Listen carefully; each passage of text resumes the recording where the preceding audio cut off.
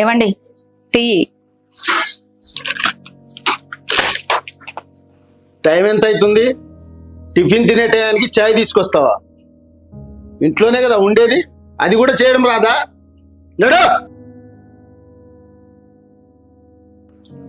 ఉమా, ఉమా, ఏంటండి? నేను బయటికి వెళ్ళాలి, బండి తాళమే.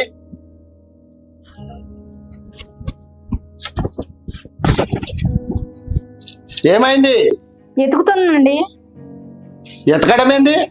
బండి తాళం ఎక్కడ ఉందో కూడా తెలియదా నీకు? సీఎం డ్యూటీ చేస్తున్నావు ఏంది నువ్వు? తిని ఇంట్లోనే కదా కూర్చోవడం, తాళం ఎక్కడ ఉందో కూడా తెలియదా?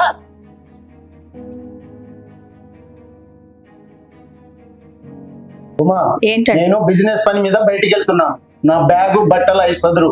వారం రోజుల దాకా నాకు కట్టే పని ఉంటది. వారం రోజులు ఎక్కడికండి? అడిగావా? మొగోడు బయటికి వెళ్తున్నప్పుడు ఎక్కడికి వెళ్తున్నావు అని చెప్పి అడగకూడదు. దరిద్రం ముఖం పెట్టుకొని అడిగావు. ఇక నా పనులు ఏమైతాయి? అన్నా, ఏం మాట్లాడుతున్నావు అన్నయ్య? నువ్వు ఎప్పటికీ మారవా? ఇంట్లో ఆడది ఏం చేయకుండా ఉంటుంది అని నీ పాటికి నువ్వే జడ్జ్ చేస్తావా?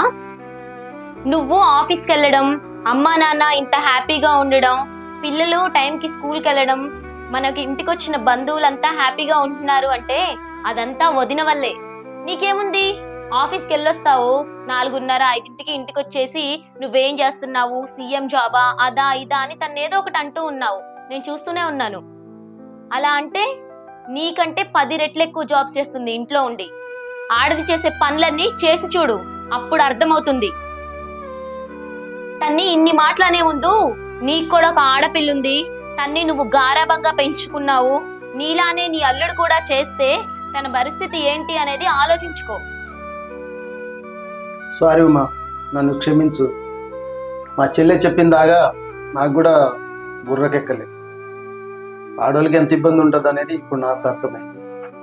ఏమనుకోకు, సారీ. ఈ వీడియో చూశాక మీకేమనిపిస్తుంది? మీ అభిప్రాయాన్ని కామెంట్ రూపంలో తెలియజేయండి.